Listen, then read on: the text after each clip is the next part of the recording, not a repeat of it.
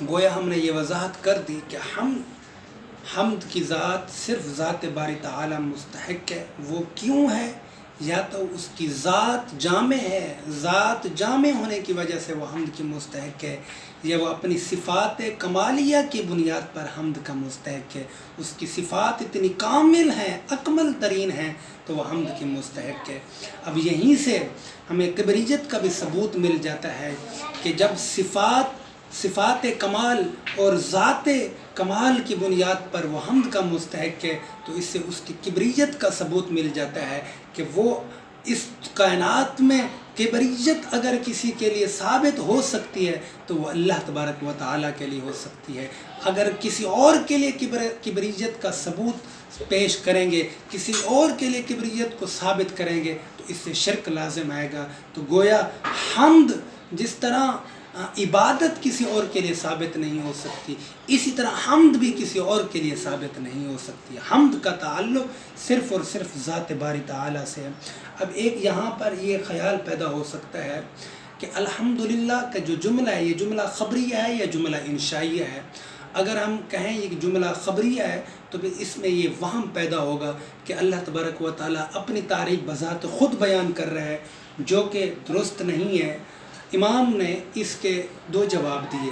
پہلا جواب یہ دیا کہ اللہ تبارک و تعالی اپنے بندوں کو یہ بتانا چاہتے ہیں کہ وہ اپنی ذات میں حمد کا مستحق ہے، کسی واسطے کے بغیر، کسی تعلق کے بغیر، کسی صفت کمال کی بغیر، بلکہ وہ اس کی ذات اتنی اکمل ترین ہے، اپنی ذات کی بنیاد پر وہ حمد کا مستحق ہے۔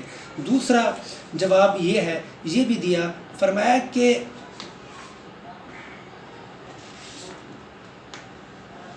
یعنی پہلی وجہ تو یہ تھی کہ وہ اپنی ذات میں صفات کمال کی بنیاد پر وہ اپنی ذات کے اندر، اپنی ذات کے کمال کے اندر، اپنی ذات کے کمال میں وہ حمد کا مستحق ہے۔ اس لیے اس نے بندوں کو تعلیم دی، بندوں کو تعلیم نہیں دی بلکہ بندوں کو بتایا کہ وہ ذات کمال ہے، اس لیے وہ حمد کا مستحق ہے۔ دوسری وجہ یہ ہے، فرمایا کہ اس الحمدللہ اس امر کے قائم مقام ہے کہ ساری ثنا اللہ کے لیے اور ساری مدح اسی کے لیے ہے، اور وہ ہر وصف کے ساتھ جس کا وہ مستحق ہے وہ متصف ہے، اور ہر نازیبہ چیز سے پاک اور منزہ ہے، کسی قسم کی تبدیلی اس کے لائق نہیں، اور اپنے بندوں پر انعام و اکرام کرنے میں کسی کو اپنا ساجی، اپنا ساتھی، اپنا شریک نہیں بناتا۔ گویا اس اعتبار سے بھی اللہ تبارک و تعالی نے اپنی مدح اور اپنی شان و شوکت کو بیان کیا۔ اگر اس کو جملہ خبریہ تسلیم کیا جائے اور اگر جملہ انشائیہ مانا جائے، بعض احباب نے اس کو جملہ انشائیہ بھی کہا ہے اور کہا کہ یہ جملہ انشائیہ ہے، تو اس میں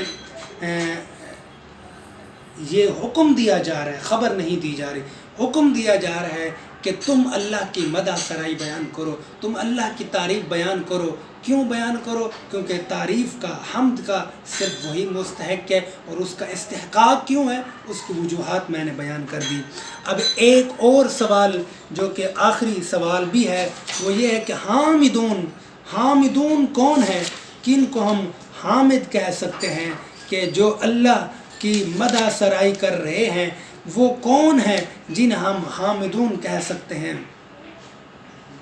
قرآن عظیم نے بڑے واضح مقامات پر حامد کا اطلاق ان لوگوں پر کیا جو اللہ تبارک و تعالیٰ کی شان و شوکت کو بیان کرتے ہیں، جو اللہ کے مقام و منصب کو بیان کرتے ہیں، اس کے احکامات پر عمل پیرا ہوتے ہیں، اور اس کائنات کے نظام فطرت پہ غور کر کے، اس کائنات کے نظام پہ غور و فکر کر کے اللہ کی مدح سرائی بیان کرتے ہیں۔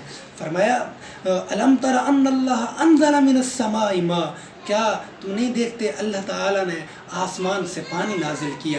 گویا نزول بارش کی جو وجوہات کو تلاش کرتے ہیں، کائنات میں ہونے والے اسباب و علل کو تلاش کرتے ہیں، اللہ کے حکم کے آگے سر بسجود ہو جاتے ہیں۔ فرمایا دراصل اصل وہی حامد ہے۔ اللہ اکبر۔ کائنات میں جو تسخیر، کائنات میں جو کچھ تبدیلیاں ہو رہی ہیں ان پر جو غور و فکر کرتے ہیں، اللہ کے نظام قدرت کو جو سمجھنے کی کوشش کرتے ہیں، دراصل وہی حامد ہیں۔ حامد وہی ہیں جو اللہ کے نظام کو، اللہ کے نظام قدرت کو، اللہ کے پیغام کو، اللہ کی کائنات کو، اللہ کے حکم کو بجا بھی لاتے ہیں، اس کے حکم کے آگے سر بسجود بھی ہوتے ہیں، اور اس کائنات کے نظام پر غور و فکر بھی کرتے ہیں۔ گویا ان تمام بنیادی نکات سے معلوم ہو گیا کہ حمد کی ذات صرف اللہ تبارک و تعالی ہی مستحق ہے۔ حمد کا استحقاق صرف اللہ تبارک و تعالی کی ہی ذات رکھتی ہے۔ یہاں ہم نے حمد کا معنی بیان کیا، حمد اور مدح میں فرق، حمد اور شکر میں فرق، حمد کا متباین، کبریت کا ثبوت، حمد جملہ خبریہ ہے یا جملہ انشائیہ، اس بات کی تحقیق، اللہ تبارک و تعالیٰ کی ذات حمد کیوں مستحق ہے، اور استحقاق حمد کی کیا شرائط ہیں، اور آخر میں ہم نے یہ بتایا کہ حامدون کون ہیں، اور ان تمام تحقیقات سے معلوم ہو گیا کہ اللہ تبارک و تعالیٰ کی ذات جب اپنی حمد میں اتنی بے مثال و بے مثل و بے مثال ہے، تو اپنی عبادت میں کس طرح بے مثل و مثال ہوگی۔ تو آج کا پیغام یہ ہے کہ حمد کے مستحق جب اللہ تبارک و تعالیٰ کی ذات ہے، جب حمد کا استحقاق کوئی اور ذات نہیں رکھتی، تو عبادت کا استحقاق کوئی اور ذات کیوں رکھے گی۔